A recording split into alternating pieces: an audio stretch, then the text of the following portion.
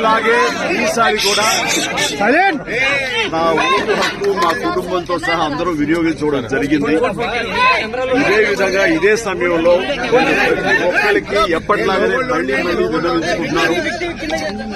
ఈ ఓటు హక్కు వినియోగించుకోండి. ఓటు అనేది కేవలం హక్కు మాత్రమే కాదు, అది మన బాధ్యత.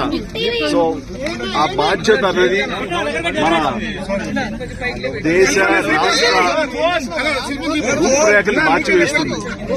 కాబట్టి సరైన నాయకులు వీళ్ళు మనకు న్యాయం చేస్తారు, మనకి సుపరిపాలన అందిస్తారు అన్న నమ్మకం ఉన్నటువంటి నాయకులకి మీ మద్దతు ఓటు ద్వారా తెలపండి.